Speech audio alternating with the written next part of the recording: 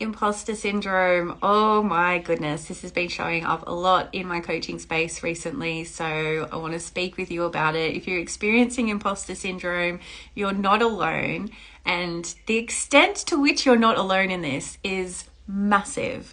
Most people experience imposter syndrome at some point. Anybody on a leadership journey, on a big success journey, is going to experience feelings of feeling like they might be a bit of a fraud, or like somebody's going to find them out at some point, if they're playing at a level that is going to grow them, if they're playing at a level that requires that they do things that they haven't done before.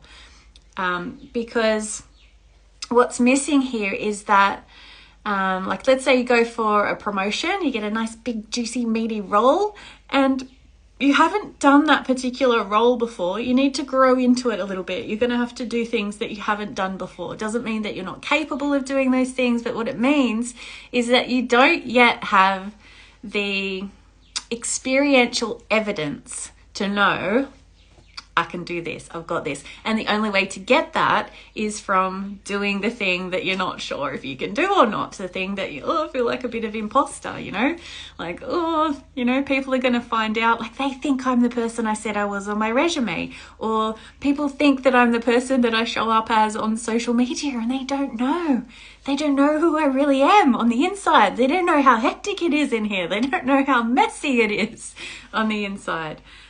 It's all totally normal. It's all absolutely an appropriate response to being in that situation, but it's a sign that you're playing at the right level, because you're going to grow into this. And then once you grow into it a little bit, everything becomes more comfortable for you.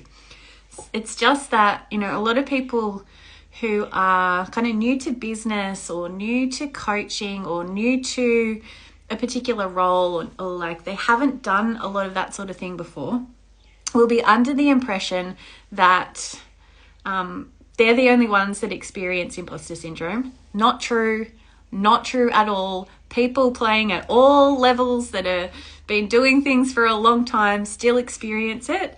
It's just that many of them just have better strategies for being able to handle it and meet it. I wish that more people talked about imposter syndrome, and I wish that more people talked about the realities of what it means to be on a leadership or a business journey or a success journey of some kind, and the kind of growth that's required, and the personal development that's required on the professional development path, all of these things, because a lot of people think that it's just them. So if you think that it's just you, I guarantee you some of the people that you admire, some of the people that you think, there's no way they would ever experience this, absolutely experience imposter syndrome. It's a human tendency. It is part of the human experience. It is part of playing at a bigger level that you need to grow into, that you haven't got the experiential evidence for yet. It's all normal. In fact, most of the people I know who don't ever experience this are almost deluded with how awesome they think that they are. It's almost like their egos are so fragile that they can't even entertain the idea that they might not be awesome, or that they might have some insecurities there, because that would just be like, that would be too much. And so if you're acknowledging that it's there, like you're doing great, you're doing better than someone who might not even be willing to, be honest about what's there. I was watching this great show recently. It's Jason Bateman's podcast, On the Road, TV show, called Smartless on the Road, it's called. And what I love about it is they've taken their podcast on the road, these three guys, and these three comedian actors, and it shows all the behind the scenes, and you really see such an honest and authentic representation of what this kind of thing looks like. They've been doing their craft for decades and decades. They are accomplished, they are well respected. They've done a shit ton of performances and TV shows and earned millions of dollars. And here's these guys, and you see them You see their insecurities. You see them do shows that absolutely tank. They get trolled on Twitter, and then you see them kind of bounce back and process that and tweak and refine their show and learn from the failures. It's so good from that perspective, and I wish there was more of this, because we all experience this, and I'm somebody who experiences imposter syndrome. Everybody in my world experiences it in some way or another at some time.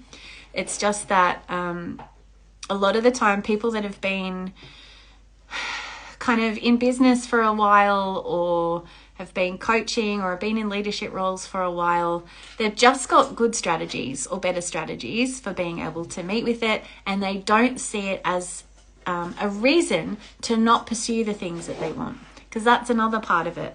A lot of people will assume that, I've got these feelings of imposter syndrome, and so I won't act until they go away. That's flawed, because if you're playing at the right level, those feelings of imposter syndrome, when they come up, that's just a sign that, yes, I'm gonna grow. I'm in a space that is demanding that I grow, that I just don't have the experiential evidence yet, but you will by going through it.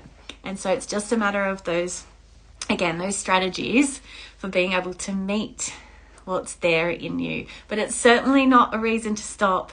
And it's a really good thing to have people around you who are really honest about what the inner journey is like of doing terrifying shit, like speaking on stage and running a business and all those kinds of things.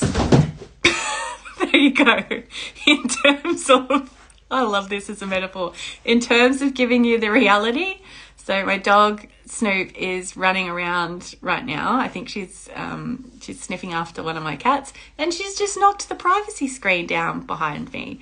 And there you go. Privacy screen down. I experience imposter syndrome. I have a crazy dog running around, and she's just ruined my life, or maybe improved it, maybe made it better, by pulling down the privacy screen, knocking it over behind me, and revealing this barren wall behind me. Oh, golly. So yes, if you're experiencing imposter syndrome, I know how crippling it can be, because I feel it myself. I've been doing what I do for a really long time, and there's still times when I have that sense, or I have that feeling that, maybe people are going to see me the way that I'm seeing myself right now, which is not that great, and people are going to discover who I really am.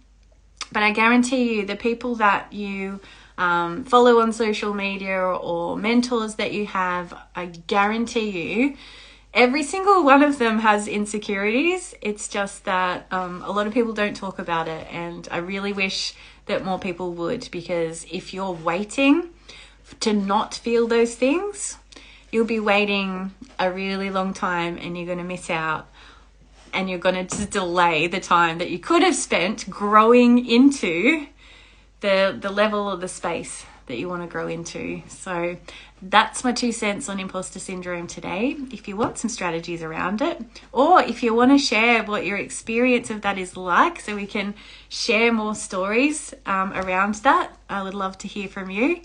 Otherwise, big love from me today. Catch you later.